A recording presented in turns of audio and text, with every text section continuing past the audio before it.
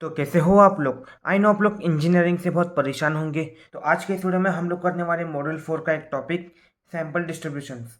तो इस वीडियो में दोस्तों हम लोग इसके कुछ फॉर्मूलाज डिस्कस करेंगे। तो यहाँ पे हम लोग स्टूडेंट की डिस्ट्रीब्यूशन देख लेते क्या है।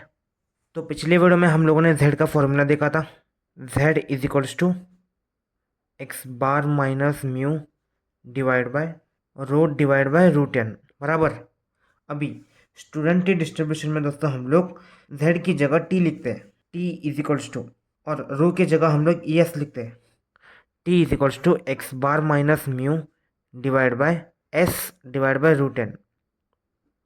और इसमें दोस्तों सैम्पल साइज बहुत ही लेस होता है, इसलिए हम लोग es लेते हैं। तो बेसिकली ये रहा दोस्तों स्टूडेंट की डिस्ट्रीब्यूशन का फॉर्मूला। तो इसके बारे में हम लोग यहाँ पे पढ़ते हैं। 1. Test of significance for a sample mean. तो इसमें दोस्तों हम लोगों को यहाँ पे सिर्फ एक मीन देखने को मिलेगा। अभी मान लो consider a small sample of size n drawn from a normal population with mean mu and standard deviation rho. मतलब दोस्तों यहाँ पे हमारा फर्स्ट फॉर्मूला जहाँ पे मीन म्यू रहेगा और स्टैंडर्ड डिविएशन रो रहेगा। अभी if X bar and S be the sample mean and standard deviation then student की डिस्ट्रीब्यूशन इज गिवन बाय। मतलब मैंने ऑलरेडी समझा दिया है। यहाँ पे रो की जगह यस लिखेंगे मतलब स्टैंडर्ड डिविएशन, और एक्स बार को हम लोग यहाँ पे मीन लिखेंगे। तो बेसिकली हम लोगों ने यहाँ पे यही फॉर्मूला लिखा है।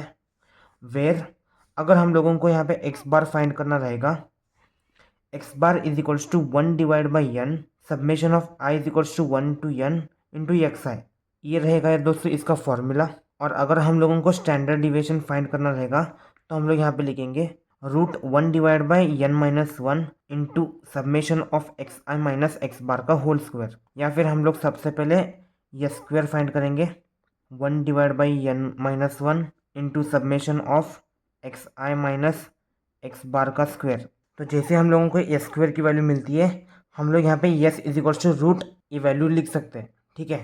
अगर दोस्तों मान लो क्वेश्चन में 2 सैंपल्स रहेंगे तो हम लोग यहाँ पे स्टूडेंट की डिस्ट्रीब्यूशन फॉर 2 सैंपल्स क्या लिखेंगे।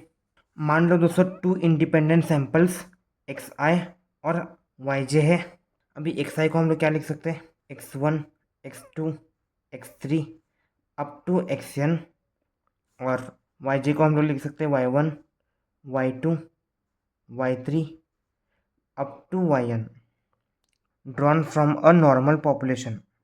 Let x bar comma row x and x bar comma row y respectively be the mean and standard deviation of 2 samples. तो इन 2 सैंपल्स के दोस्तों ये मीन और स्टैंडर्ड डिविएशन रहेंगे। अभी we need to test the hypothesis whether the difference between the sample mean is significant.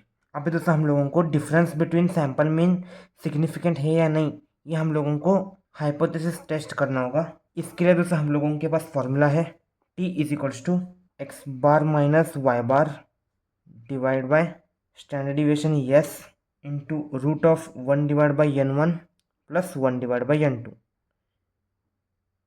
ये रहा दोस्तों इसका फॉर्मूला, जहाँ पे x bar is equals to 1 divide by n1 into summation of i is equals to 1 to n x i, और y bar is equals to 1 divide by n2 into summation of j is equals to n2 into y j. ये दोस्तों n1 रहेगा। अगर दोस्तों हम लोगों को standard deviation yes find करना है तो हम लोगों के पास यहाँ पे यस स्क्वायर का फॉर्मूला है। S square is equals to 1 divide by n1 plus n2 minus 2 into bracket में summation of i is equals to 1 to n1 x i minus x bar का whole square plus summation of j is equals to 1 to n2 y j minus y bar का whole square. तो ये दोस्तों basically S square का formula है। जैसे हम लोगों को यस स्क्वायर की वैल्यू मिल जाती है, हम लोग S is equals to root A जो भी वैल्यू मिलेगी वो हम लोग यहाँ पे लिखेंगे। ठीक है। तो हम लोगों को यहाँ पे स्टैंडर्ड डिविएशन की वैल्यू मिल जाएगी। और अगर हम लोगों को यहाँ पे degree of freedom we find करना रहेगा तो इसका फॉर्मूला है n1 प्लस n2 माइनस 2। तो ये दोस्तों बेसिकली डिग्री ऑफ फ्रीडम का फॉर्मूला है। तो आई होप दोस्तों आप लोगों को आज के फॉर्मूला समझ में आ गए होंगे। तो अगली वीडियो में हम लोग test of significance for a sample mean के प्रॉब्लम सॉल्व करेंगे। तो ये सब फॉर्मूलाज नोट डाउन कर लेना, आगे के प्रॉब्लम्स में हम लोगों को ये काम आएंगे। तो आज के लिए बस इतना ही, मिलते हैं अगले किसी वीडियो में, तब तक के लिए बाय।